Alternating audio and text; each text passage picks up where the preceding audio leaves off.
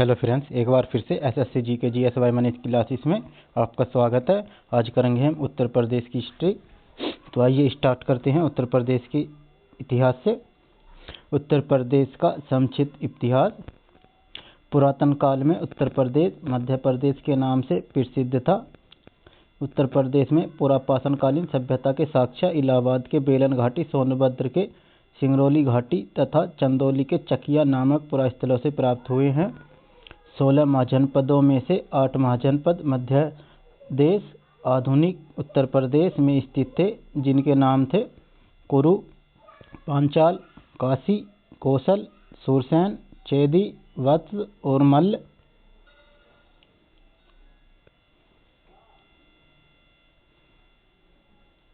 कौशल महाजनपद अवध क्षेत्र, कुरु महाजनपद मेरठ से दिल्ली तक, पांचाल महाजनपद बरेली, बदायूं और फर्रुखाबाद क्षेत्र में, काशी महाजनपद वाराणसी, वत्स महाजनपद इलाहाबाद के समीपवर्ती क्षेत्र, सूरसेन महाजनपद मथुरा के समीपवर्ती क्षेत्र तथा मल्ल महाजनपद देवरिया गोरखपुर क्षेत्र की राजधानी कुशीनगर, कसिया तथा पावा पडरौना थी। चेदी महाजनपद की राजधानी शक्तिमती बांदा के समीप थी। दूसरी तीसरी शताब्दी में कौशाम्बी मगधों की राजधानी थी। इस काल में कौशाम्बी ने राजनीतिक एवं आर्थिक रूप से महत्वपूर्ण स्थान प्राप्त किया। इसे आध नगरीय स्थल भी कहा जाता है। कुशीनगर में 483 ईस्वी पूर्व में गौतम बुद्ध को महापरिनिर्वाण प्राप्त हुआ।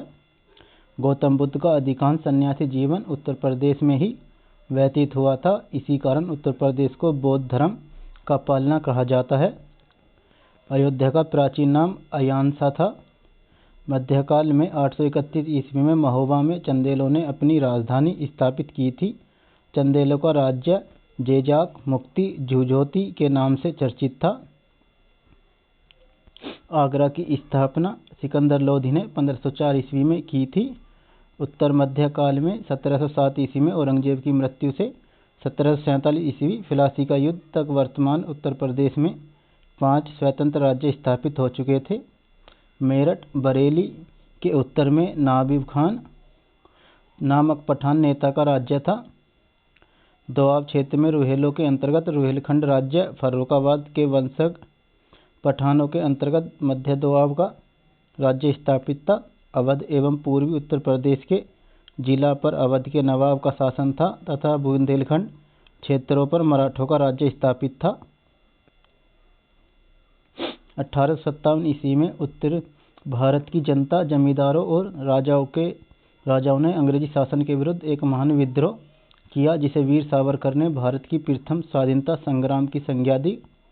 कलकत्ता के निकट स्थित बैरकपुर की 34वीं देशी सैनिक छावनी में के मंगल पांडे, उत्तर प्रदेश के बलिया के निवासी, 21 मार्च 1857 ईस्वी को खुला विद्रोह कर दिया और लेफ्टिनेंट हेनरी बाग को गोली मार दी।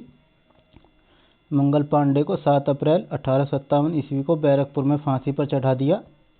आधुनिक इतिहास के संदर्भ में 19वीं सदी के उत्तरार्ध में बनारस वाराणसी के भारतेंदु हरिश्चंद्र ने अपनी पत्रिका छवि कवि वचन सुधा में स्वदेशी आंदोलन का समर्थन किया था। उत्तर प्रदेश का नामकरण। अंग्रेजी राज्य स्थापना के समय यह प्रांत बंगाल प्रेसिडेंसी का ही एक हिस्सा था और इसे पश्चिमी प्रांत के नाम से जाना जाता था। सन 1833 में आगरा प्रेसिडेंसी का निर्माण कर इसे बंगाल प्रेसिडेंसी से अलग किया गया। सन 1836 ईस्वी में इसका नाम बदलकर उत्तरी पश्चिमी प्रांत कर दिया गया तथा मुख्यालय आगरा को बनाया गया तथा 1858 में इस प्रांत का मुख्यालय आगरा से बदल कर इलाहाबाद कर दिया गया। 1869 ईस्वी में उच्च न्यायालय को भी आगरा से हटाकर इलाहाबाद कर दिया गया। 1873 में अवध और उत्तर पश्चिमी प्रांत का एकीकरण कर इस प्रांत का नाम उत्तर पश्चिमी प्रांत आगरा और अवध कर दिया गया।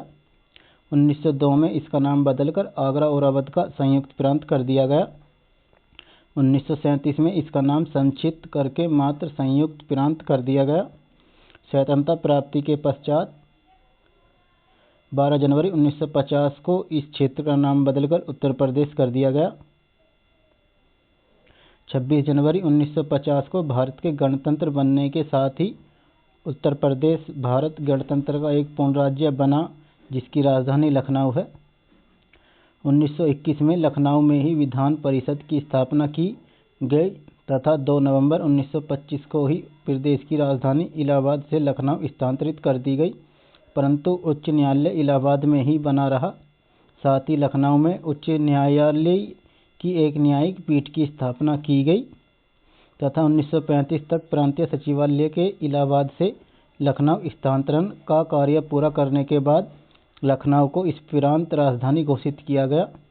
फ्रेंड्स, अगर वीडियो अच्छा लगा तो चैनल सब्सक्राइब करें और अपने दोस्तों को भी शेयर करें और बेल आइकन बटन को ऑन कर लें ताकि ऐसी नई वीडियोस आपको मिलती रहें। धन्यवाद।